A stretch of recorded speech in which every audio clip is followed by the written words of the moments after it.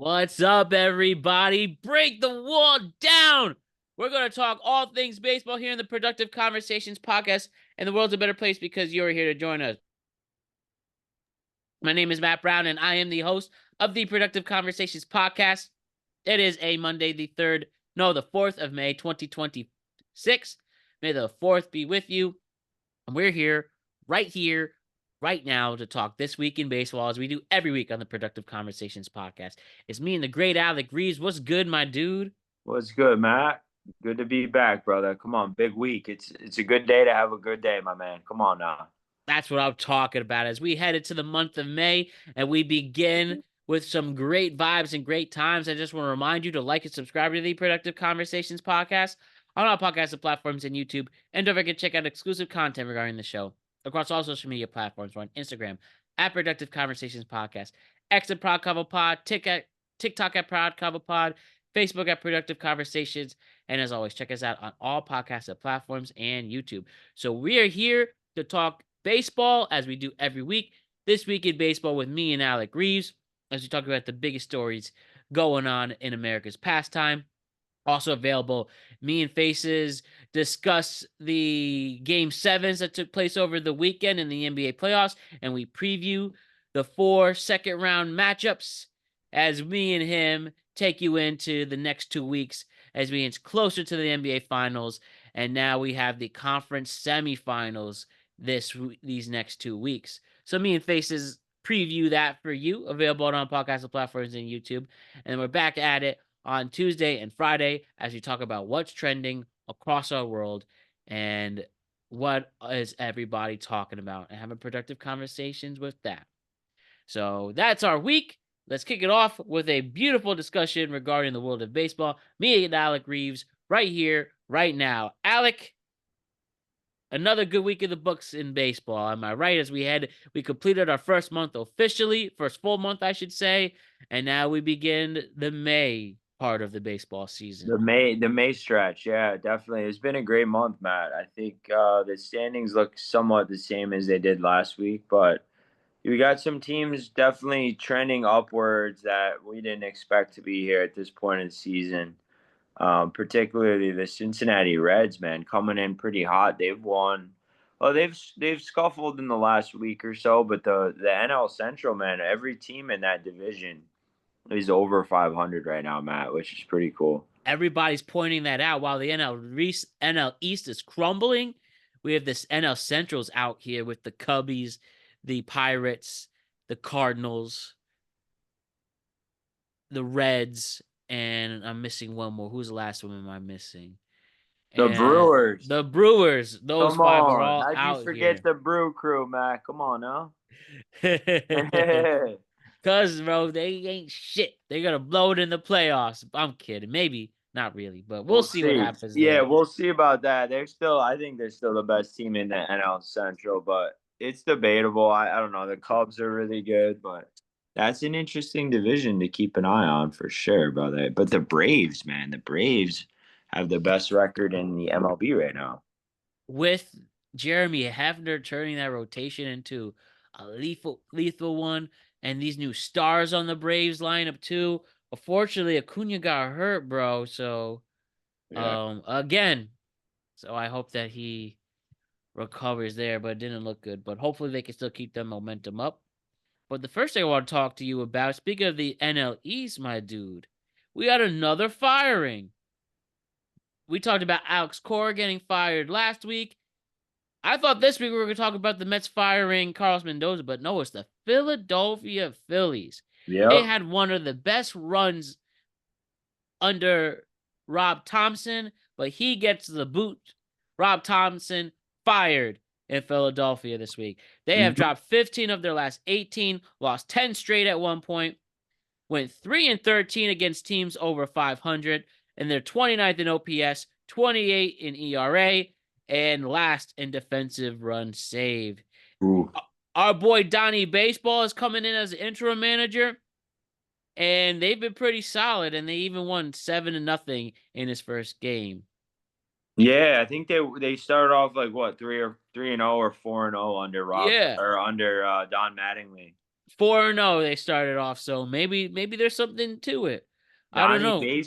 Donnie Baseball's right in the ship, man. Come on. Mad respect, and I didn't know his son is the GM of the team. Yeah, I didn't know that either. I did read that as well when it first came out, but it is shocking, man. How many coaches, two big names in the MLB have been fired within the first month of the season.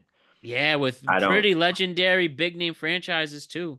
mhm, that have a history of success under those coaches. Now, neither one of those teams obviously has won the World Series um recently under the but I mean Cora won the World Series with the Red Sox in 2018.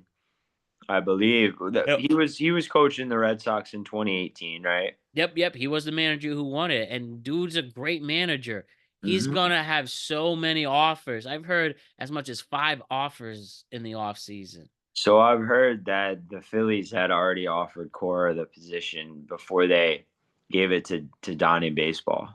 They did, and he said no, he's just gonna enjoy the rest of the season with his family, as he Mhm. should, and I respect that move. Yeah, it would be kind of wild getting fired from a major league team that you've coached for several years now, and then within a week going to coach a completely different team in a completely the other league Yeah. with a whole new roster. It would be wild, you know. It's like, what in what world would Cora want to go from one shit team to another? Ha ha.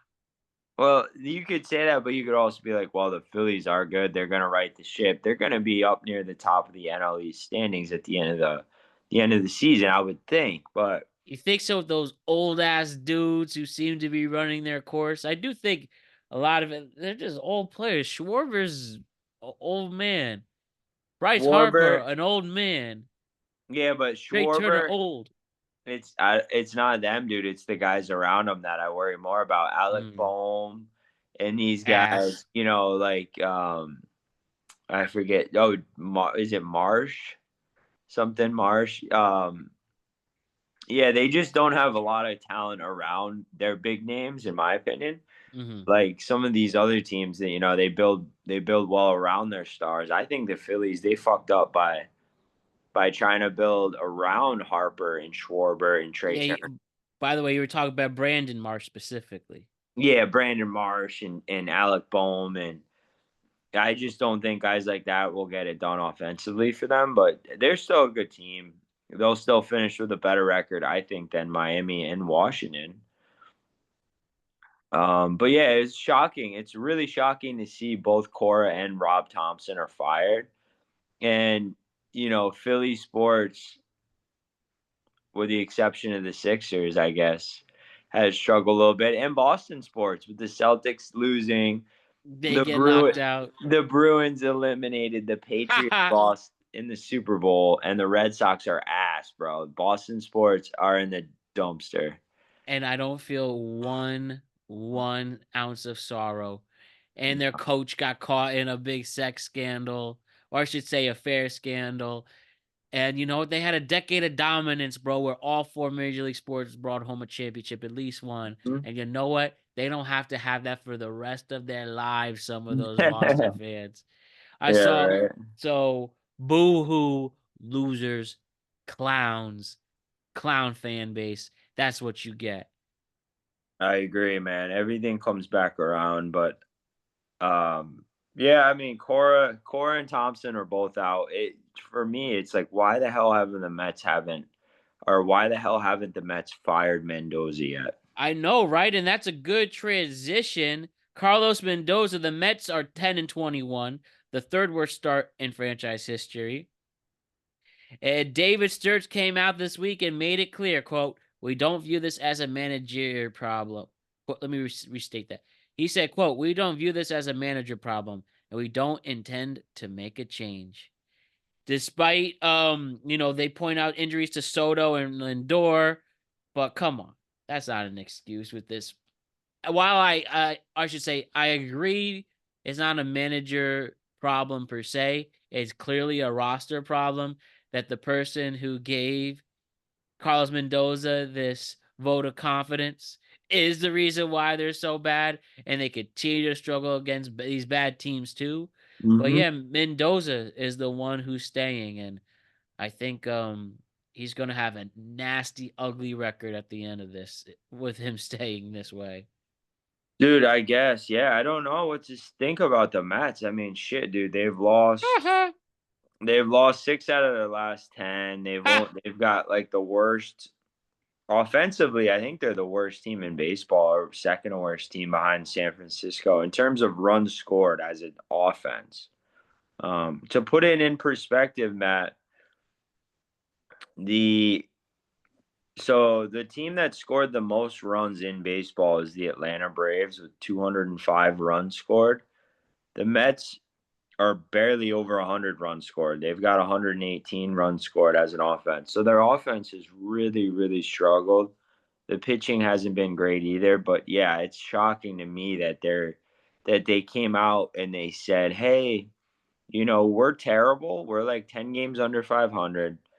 We're already almost 10 games out of first place behind the Atlanta Braves, but we're going to stick with our manager."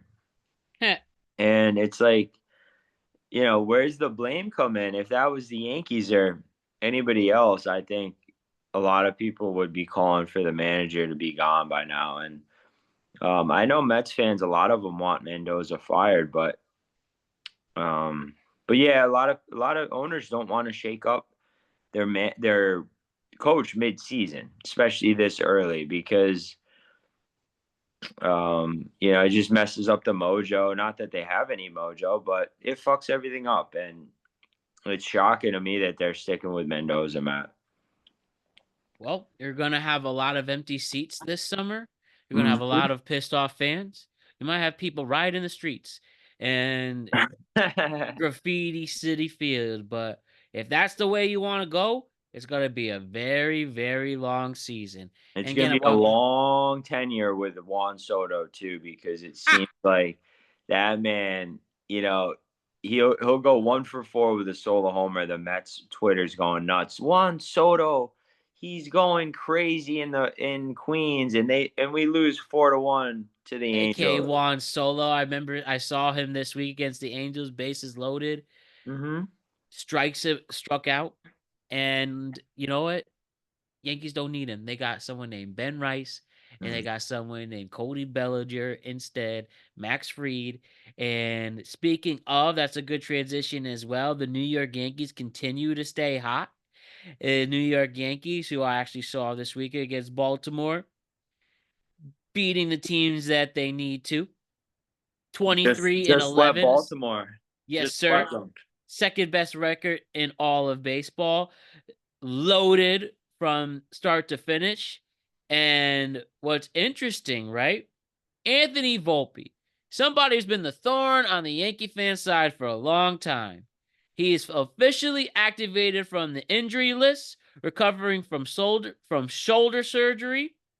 Anthony Volpe recovering from shoulder surgery, activated off the IL, and is immediately optioned to AAA Scranton. He will not be called up to the majors. Jose Caballero, acquired from the Tampa Bay Rays at last year's deadline, has been so solid Yep. that there's no room for him. He kept the job, and a quote directly from Aaron Boone himself. When Aaron Boone was asked what Anthony Volpe would gain by not being in the Yankees lineup, he said, quote, well, one, Caballero's playing the heck out of the position and playing really well, so that complicates it.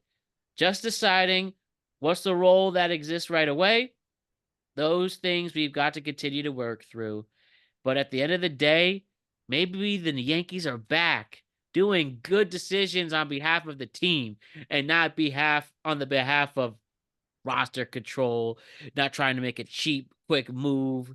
Right. No, they are putting the right person in the position. They're putting They're the right shortstop on that field.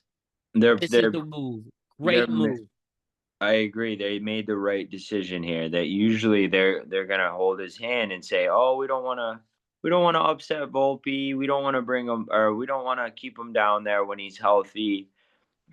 Just because they want to coddle him, and they don't want to hurt Volpe's feelings. But deep down, we all know that Caballero right now, Matt is the better option at shortstop. And I'm glad that the Yankees came out and said, no, we're going to leave Volpe in AAA, and it's good for everybody. That way, if Volpe gets some ABs down in AAA and he starts hitting the shit out of the baseball, and Caballero inevitably starts slumping, then we can bring Volpe up. But Michael K made a great point the other day. He goes, if they bring Volpe up right now, he's gonna have a target on his back from Yankees fans because Yeah, if he struggles, we're gonna be like, what the hell are the Yankees doing? They're starting Volpe over Caballero, who's been hitting the shit out of the baseball. He's got good numbers, and I don't know if you know this, Caballero has the most defensive runs saved out of any shortstop right now in baseball. that's how you know. He just passed Bobby Witt Jr. for the Boom. most. There you So, go. so technically, he's the best shortstop defensively in baseball right now. Volpe can't possibly play any better than him right now. So if the Yankees were to bring Volpe back and start him over Caballero, he'd have a massive target on his back.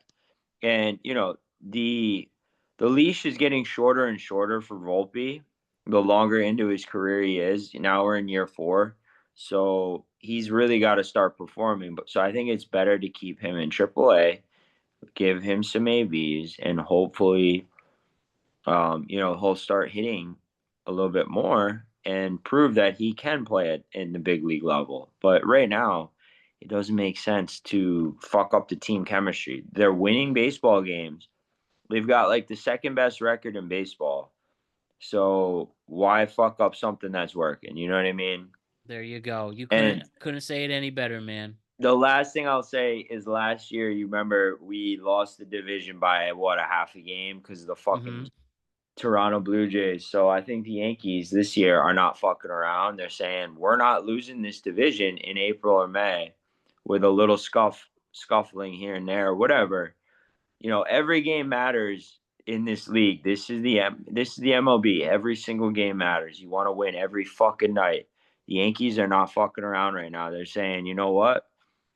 We're gonna play our best players right now, and right now that's Caballero. We want to win baseball games, and they don't want to allow anybody to sneak back into this division. The Rays, though, are being pesky as fuck, bro. The Rays Yeah, I have, saw that. bro, they're 9-1 over their last 10 games, Yep. and they're only a game and a half out. The Yankees have taken 2 out of 3 or swept almost everybody the last few weeks, and the Rays Keep it going. somehow are a game and a half behind. And don't forget, the Rays swept the Yankees. Exactly. That's where you can't mess with this roster if it's clicking. You Mm-hmm. can't lose these games. So clearly Tampa's right behind. And this is what happens. This is a good division. Clearly, the Red Sox won't be a factor this season. Baltimore definitely won't be a factor this season. Even seeing them in person, Still too there's early nobody though. impressing. That's true. That's true. It's just May, but nothing made me concerned. At least I didn't see much development I'm that not can be saying made. I'm concerned about Boston, but I'm not counting them out either. I'm not saying they can't sneak into like a wild card spot if they have. Dude, imagine if they have an incredible June, July, and August. That's true. That's I'm true. not. The I'm bottom not. line, I'm not saying it's likely or I think it'll happen, but I'm not counting them out either this early in the season. That's all. of course, and the bottom line there is just can't take any games for granted because anything can Right. happen in this sport. Yeah, bro. It's So it's a it's a relentless sport, and it doesn't slow down. You play 5, 6 games a week, sometimes 7 games a week. So, you gotta think long term as well. And what's the rush to bring Volpe up anyway?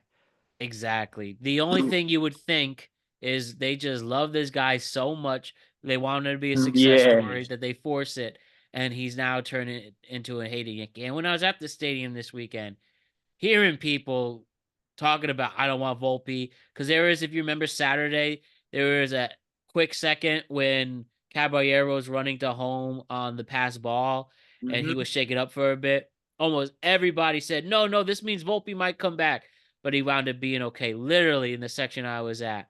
So that's what she's Yeah. showing. Like you said, and Michael K said, he's not liked by fans. Whether No. it's not liked or they just don't trust him anymore, And I think it's the fact that we've seen him long enough to understand that what he is. I don't know if we're gonna see anything more than what we've seen from Yeah, Volpe. I'm not saying that's a horrible major league player, but it's not somebody right now that's worth starting over Caballero. exactly. So as the season progresses, hey man, might have a trade piece. So want him to at least do good in the minors for that. So I'm sure plenty other teams would take Volpe in a second, because Mm, or at least they'd be willing to give him a shot at least if shortstop goes depends down. what they're gonna end up having to pay him because he is getting paid a decent amount of money by the Yankees right now. Hmm. Um, but yeah, I mean, a lot of people are saying, "Oh, well, Volpe at least will have that World Series grand slam." Remember against the I mean, yeah, Dodgers. that was nice, but come on. At the end of the day, it But was a gentleman's sweep. here's what gets me with Volpe is like his ceiling is very good. He's got power, he's got pop on his bat, and he plays like almost a Gold Glove shortstop, right? When he's at his very best. But we've seen his bat slow down through the zone last year, and he was striking out a ton. His bat getting through the zone looked like he was swinging through water, bro. You could have had a better swing. Yeah, at least I would put the ball in play. Even against Mason Miller, Matt, I would put the ball in play. No, I'm I kidding. believe it. Quick last thing about the Yankees before we move on. Ben Rice and Aaron Judge go deep on Sunday. Hmm. They have now hit 12 home runs each. I think that's the first time since Manny Ramirez and somebody else on the Cleveland Indians back in 95 that's happened. Wow. We did have Bren Rice have a quick scare, but it looks like he just banged his thumb. He's day to day, so he should be okay. Good, But good. yo, I don't want to jump to conclusions, but something to think about. How about a Ben Rice and Aaron Judge being a great duo? Do you think they have the ability to? I don't want to say Mandel Maris. Again, I don't want to jump too much, but 12 home runs in the first month, pretty solid. You thought Yeah, it could have been him. You could have thought it could have been Judge and Soto. Maybe it's Judge and Ben Rice. I think it could be both. I mean, we saw what we got out of Juan Soto, and he was incredible when he was here. But we're paying Ben Rice what $1 million a year or like Yeah, 800. I mean, he's making like pennies on the dollar compared to what Soto was making, and eight he's been 845,000, bro. That's all he's making in 2026. Which I mean, of course, That's you'd take nothing. that. That's nothing for a guy that's hitting like, over 300 with and leading baseball in like a lot of offensive categories. That's absolutely incredible. So yeah, I think definitely Ben Rice and Aaron Judge can be a great duo together. Throughout the season and for the next few years too, man. I mean, you're looking at the future of the Yankees offensively right now with Ben Rice emerging as a major power bat in the MLB. Um, Yeah, it's buddy, just a homegrown Yankee too. yeah, it's just great to see, man. I love Ben Rice. I love his attitude too. I just love watching him play baseball every night. Bro's And funny. him and Judge, man, they're really so now the question becomes, what do we do with Ryan Weathers and Will Warren? Who gets the fifth spot in the rotation with Schlittler, Freed, Rodon, Cole? Who would you do that, or would you consider a 6-man rotation, or would you just put No, give I somebody put fifth start, and who would it be? I would so relief. We don't really need him.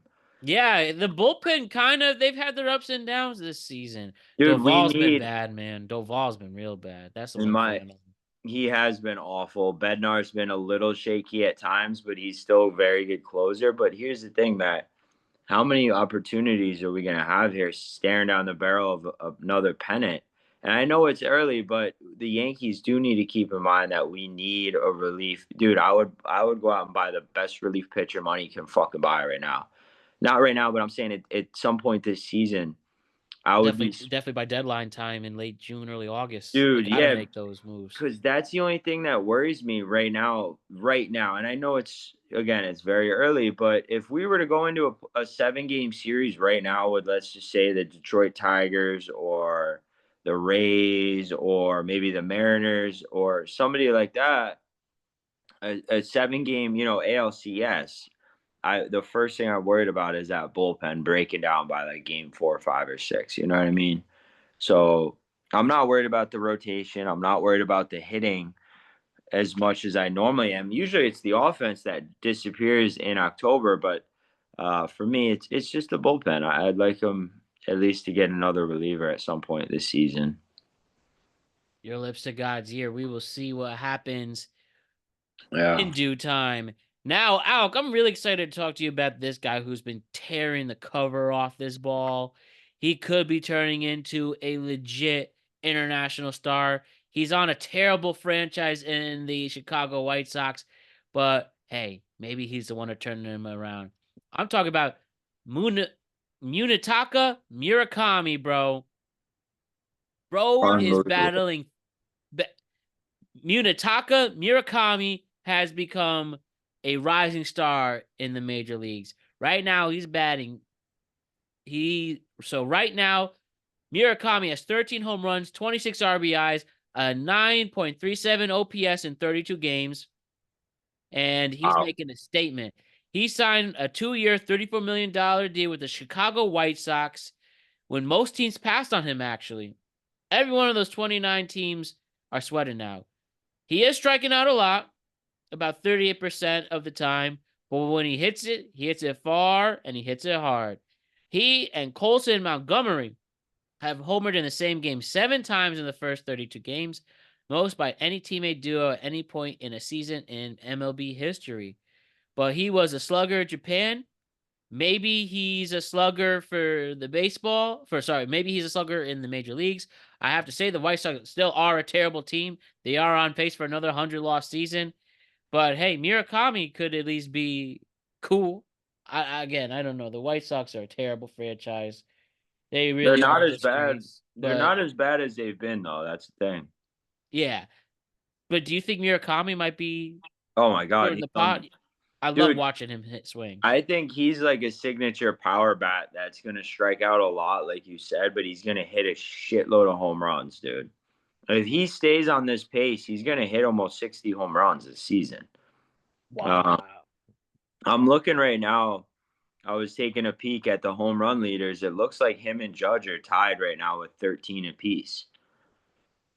That's how you know. Bring the boom. So, his numbers, yeah, his average is pretty bad at 223. He's only got 27 hits on the season, 27 hits and 121 ABs. He's hitting about 220, but the power is unbelievable. And definitely a guy that a lot of teams wish they had signed in the offseason, straight from Japan. These Japanese guys are unbelievable. A lot of them that come over have a lot of success, dude. And this guy's no different. I think it's funny though. I have seen some posts recently about, I don't know if it was White Sox fans or other fans of teams saying, "Oh, this guy's gonna look great in a trade package when the Sox trade him for like, prospects or draft picks." And I'm like, what the hell? Like, leave him alone. Like, let the White Sox have this because the White Sox, like I said, they're not as bad as they've been. I'm looking at the standings right now, and they're currently 16 and 18. They're a game and a half out of first. The AL Central though is really weak right now. Hmm. The Tigers are in first place. They're only a game over 500, so they're right in the mix. I mean, they're not playing horrible baseball. They've got 3 more wins than the Red Sox right now. So, but yeah, I think he's definitely an exciting player. Probably their most exciting player right now to watch. And the future doesn't look as bad as it did in Chicago for the White Sox. I think they're going to be a scrappy team this year, Matt. I think so too. From what you're saying, and we'll see. We'll see what they can pull off. But somebody who really is struggling, though, Alec, he's been having a hard time. Fernando Tatis Jr., dude. Mhm. Fernando Tatis Jr., through 31 games, has yet to hit a home run, despite averaging 20 per season since returning from his PED suspension, if you remember. Oh yeah. This point last year, he already had 8 home runs, an OPS over 1,000, and he was competing for the NL MVP. He's been healthy. Padres themselves have been thriving without him. But what's going on, dude, with this player who should be a major star? It is odd that he has no home runs right now, and I know he's been hitting the ball pretty hard, but it doesn't make sense that he has 0 home runs, and we're already over a month into the season. I don't know what he's hitting, what his average is or anything like that. I can pull it up. Yeah. Let's take a look. I Remember don't. when people wanted him to go to the Yankees at one point? Yo, trade for Tatis, trade for Tatis. Nah, we don't need his ass. Because the thing is, I mean, he's a great baseball player. The problem with him is he's going to demand a massive contract that will eat away, a big part of our salary and our salary cap. So his average on the year is actually pretty good. It's 261. He's got 13 RBIs, 0 home runs. He's got an OPS of like 645. I mean, those numbers are not very good, but um it's not like he's hitting 120. He's hitting the ball. I mean, shit, dude, 261. So, yeah, the power's not there. It is odd. I don't understand why he's not hitting any home runs, but the Padres, the reason you're not hearing about this, Matt, as much as you probably would if it was like Judge or, Otani or I I don't know, saw Tani. somebody. Otani got hit in the ass today by a pitch. Did he really? Yeah. But you were saying though? Oh, I was saying the reason you're not hearing about this as much is because the Padres are 20 and 13. They're Hmm. they got one of the best records in baseball, and they're winning games. If this team was struggling, if they were 13 and 20, you would be hearing a lot more about Fernando Tatis and what his struggles. But right now, when your team's winning games, nobody cares how you're doing as an individual.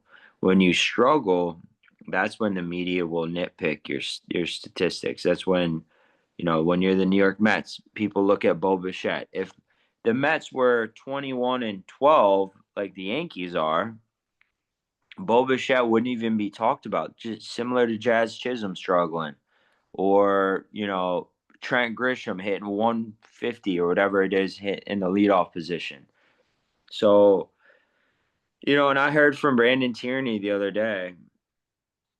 He mentioned a comment about Grisham. Oh, why the hell is Trent Grisham leading off for this team? This is not somebody I want to see hitting leadoff in October. Go out and get Steven Kwan, but guys like that just aren't growing on trees. So Yeah, that's something we have to remember. And hey, Grisham did pretty well this weekend. I saw him hit a home run on Saturday. I yeah, mean, he still has a ways to go, but it's better than nothing. I think you got to accept the fact that with Trent Grisham, you're going to get about a 220 hitter that has a lot of power, but he's never going to be a guy that hits for a high average. So, No. and Need him to really step up on defense, if anything. yeah, which he had. I mean, his defense has always been pretty solid, in my opinion. By the way, this is the meme of Caballero. I'm the shortstop Mm. now. That's fire. Yeah. All right, Alec, let's wrap this up with our final segment. We always love a good sports movie, and I especially love a good baseball movie. I really do. I think out of all the sports movies, besides boxing, baseball movies are some of the most interesting ones. And I have to ask you, dude, you tell us, you tell me what's your favorite baseball movie. And let me just quickly go through the golden standards. We got Bull Durham, Mm. Kevin Costner, Baseball Philosophy, Timeless, The Sandlot, Love that movie. this as nostalgic as it gets. Great characters, iconic lines, iconic scenes. Moneyball, bro. The best, Classic. the Love best, Moneyball. the best mix of business and baseball and sentimental value. Analytics. Yes, whether we like the impact we made in the long term, but it's still a sweet story. Major League, hilarious movie, Classic. actual good baseball in it. Trouble with the curve. No, I'm kidding. Trouble with the curve. Field of Dreams, though, the father son movie that always hits you in the right spots. That's a good movie. Yeah. A League of Their Own with the ladies playing baseball, no crying in baseball. That's a good movie. I've never seen that, but I've heard it's good. I've It's actually never seen it. it's on Amazon Prime if you ever want to see that. Yeah, that's what I'm saying. There's a lot of good perspectives, if you will. But what other ones you really like? And I'm trying to hear your favorite, bro. So I like all right, obviously I love Major League and Sandlot. I love Bench Warmers. I like And Mr. Bench Warmers. I like That Mr. shit was my favorite 3000. movie in middle school. Yeah, that movie's so funny, dude. I am 12. The Dominican guy coming up. Hey, Gus, Gus, Bus. Gus, Bus. They Yeah, really had three grown men. and then Howie eating the sunscreen in the dugout. Hey, you're not a sword. They really had three grown men play a game against a whole roster of little leaguers. Dude, that movie's so good. Yeah. I like the goofy ones. Basketball too. That's actually one I haven't seen yet. I really want to too. Dude, I that love movie's Matt Stone funny. as Trace Parker. Yeah, it's got the guys from South Park in it. But You ever, yeah, for you ever, me, it would probably be. I really like Bull Durham. I really like Mr. 3000, and Mr. 3000. I really like Moneyball too, bro. Yo, you remember? This is gonna be so crude, but Bull Durham also is like one of the most intense sex scenes I've ever seen in a movie. I Really? remember I watched it once and my dad walked in. I was like, well, there's the actress there, her name's Susan Sarandon. He's like, Susan Sarandon. She's getting the pipe. But anyways, Hey yo, regardless though, it's a hey great yo. baseball movie. You know what's a good baseball movie? You ever see Little Big League? Oh, I've never seen it. I've heard Really? about it. Yeah, where this kid inherits the Minnesota Twins. He's like 12 from his dad, from his grandpa, who is Mhm. the owner. He dies. He owns a team at 12 years old, and then he takes over and becomes the manager. But the thing is, it's like legitimately great baseball scenes in it, where they use minor leaguers, they use some major leaguers. Ken Griffey Jr. is in it. Paul O'Neill, I've the guys heard from the about it. '90s. I've never seen it though, man. I gotta check that one out. Little Big League. What's crazy, right? So the mom who plays the mom of the young kid who becomes a manager, Hmm. her son is a baseball player now, and he's a major star. We could sneak in and name that player. Could you tell me who her son is? Like he literally became a major star last year. He was a Mets prospect. The dumbass Mets traded him away for Javi Baez. Ha ha ha. Mm. Traded his dumbass for a they traded him for a rental, bro. I He have was no on Team idea. USA. MVP, he did dwindle a little towards the end of the season, but some people thought he might have been an MVP candidate. I have no idea. Pete Crow Armstrong, his mom Oh is no shit. he plays the mom in Little Big League. The Mets had him at one point. Yeah, he was a Mets. He was in the Mets system, bro. I didn't And know they that. traded him for Javi Baez as Oh part of my the god. prospects to trade for him, who became a rental, who essentially told the fans to fuck off with the thumbs down, and he left anyways a year later. So once again, the Mets being the Mets. Wow. They I could didn't. use a center fielder right now. Yeah, they could. They could really use a center fielder. They could use anybody that could hit a baseball right now.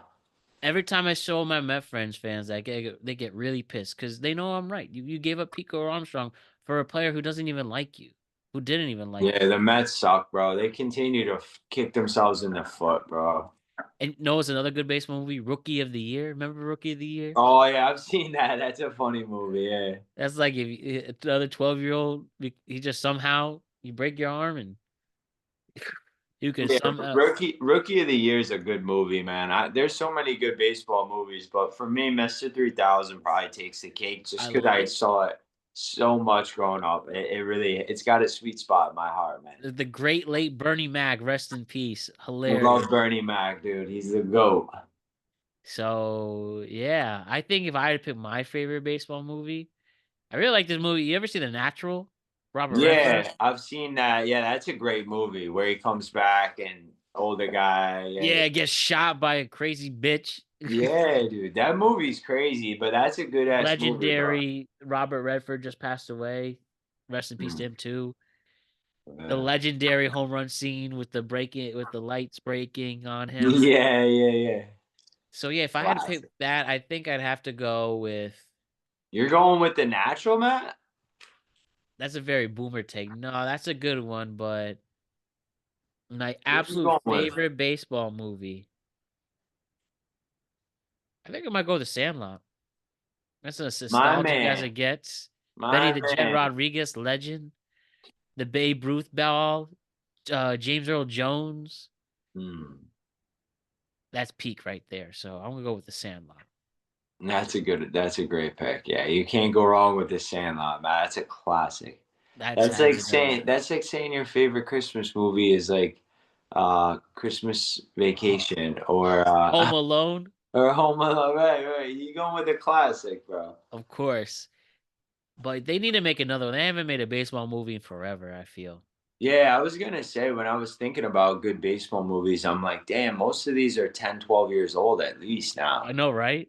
And Jeez. they gotta make one. I would love to see one similar to Moneyball, just about the financial aspect of baseball and the Yeah. analytics and that sort of stuff. But I also like movies that are based on a true story. The reason I like Mr. 3000 so much was because it seemed to show so many super realistic scenes from like the players on the field playing the game, but also in Yeah. the dugout and like good scenes that make you feel like you're actually like on the Brewers at that time. You know what I Mhm. mean? So that's I like that about baseball movies. And I also like goofy movies. So that's why I chose, the bench warmers and My only nitpick with Mr. 3000 is they needed to get to third place. Like, come on, go to the playoffs at least. wait, That's my what? like their goal at the end. We need to make it to third place. Like, Oh, is I that don't what it know. was? I don't even Yeah. remember that. But that's just me being annoying there. But I'd have to Yeah, go with yeah, The Sandlot or Major League. I really like Major League a lot. I think that movie's freaking hilarious. yeah, Major League is really good. And I like the base. I think also the baseball is realistic too. Like they have great Yeah, baseball scenes. that is true. Because I that's the love. one thing. Some sports you just know that's just they're just actors, and the actual playing, the athleticism doesn't translate on screen. But I think in at least Major League it does a little bit. And Charlie Sheen, like they said, he really threw 90 miles an hour. He took steroids, but for the role, but it still counts. He's just an actor. Yeah, he took steroids. Yeah, Jesus Christ. whatever. But Alec, awesome stuff as always. We'll see you Yeah, next week man. with another discussion on what's going on in the world of baseball. Let's make sure our Yankees keep winning, Mets keep losing, and we'll see what happens after that. Yes, sir. Good talking with you, Matt. And go Yankees. You the man, Alec. We'll see you soon. All right.